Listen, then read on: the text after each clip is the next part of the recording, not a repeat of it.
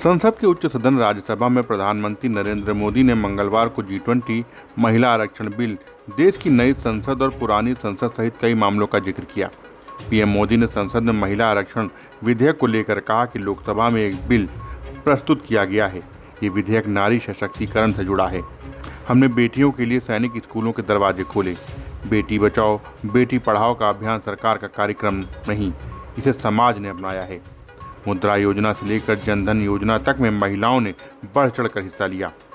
सभी सांसदों की मदद से 3 तलाक के खिलाफ कदम उठाया गया।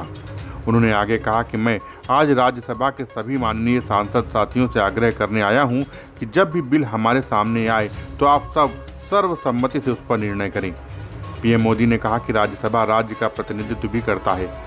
हम देख रहे हैं कि सहयोग के साथ अनेक मसले ऐसे रहे हैं कि हम आगे बढ़ें। कोरोना काल के दौरान राज्य और केंद्र ने मिलकर संघवाद को परिभाषित किया। उन्होंने कहा कि हमने संकटों के समय ही नहीं, उत्सव के समय भी भारत की ताकत को पेश किया और दुनिया को प्रभावित किया।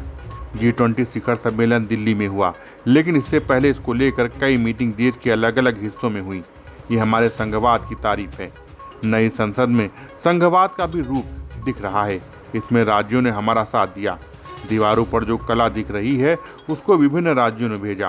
पीएम मोदी ने कहा कि पुराने भवन में हमने आज़ादी का अमृत महोत्सव बड़ी शान से मनाया, लेकिन मुझे विश्वास है कि नई संसद में स्वर्ण शताब्दी विकसित भारत की होगी।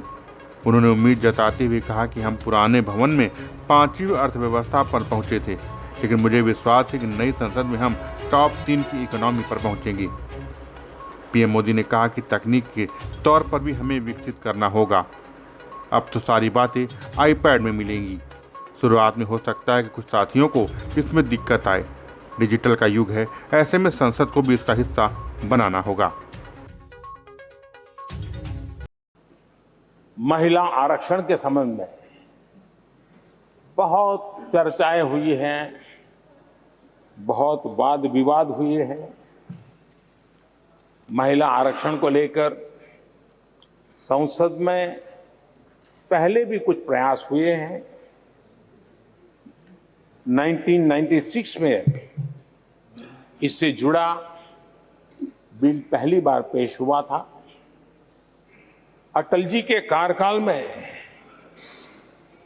कई बार महिला आरक्षण का बिल पेश किया गया, कई बार, लेकिन उसे पार कराने के लिए आंकड़े नहीं जुटा पाए और उसके कारण वो सपना अधूरा रह गया।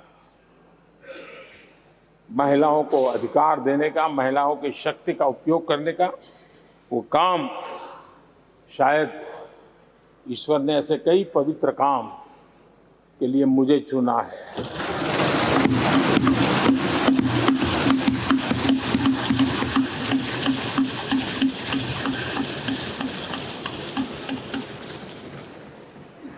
एक बार फिर हमारी सरकार ने इस दिशा में कदम बढ़ाया है। कल ही कैबिनेट में महिला आरक्षण वाला जो विधेयक है उसको मंजूरी दी गई है।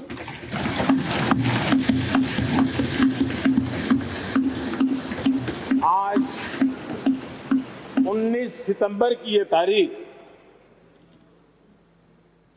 इसीलिए इतिहास में अमरत्व को प्राप्त करने जा रहे हैं।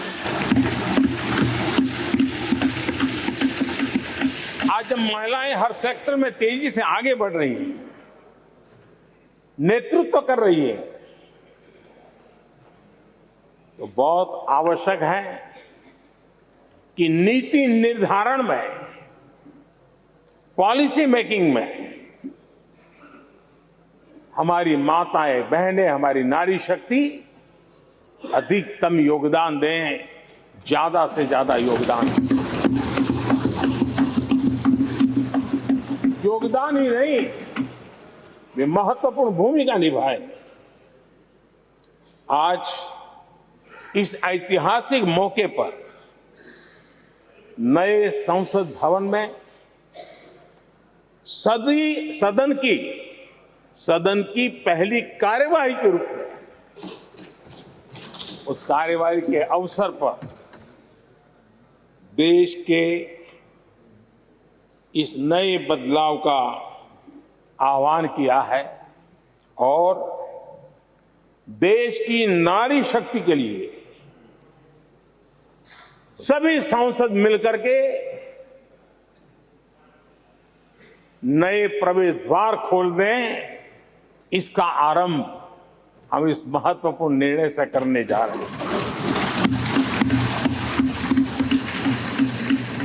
विमेन लेड डेवलपमेंट के अपने संकल्प को आगे बढ़ाते हुए हमारी सरकार आज एक प्रमुख संविधान संशोधन विधेयक प्रस्तुत कर रही है। इस विधेयक का लक्ष्य लोकसभा और विधानसभाओं में महिलाओं की भागीदारी का विस्तार करने का है। नारी शक्ति वंदन अधिनियम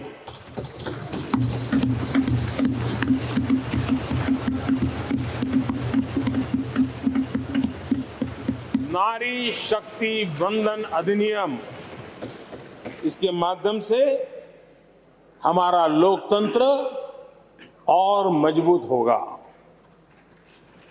मैं देश की माताओं, बहनों, बेटियों को नारी शक्ति वंदन अधिनियम के लिए बहुत बहुत बधाई दूंगा। मैं सभी माताओं, बहनों, बेटियों को आश्वस्त करता हूं कि हम इस बिल को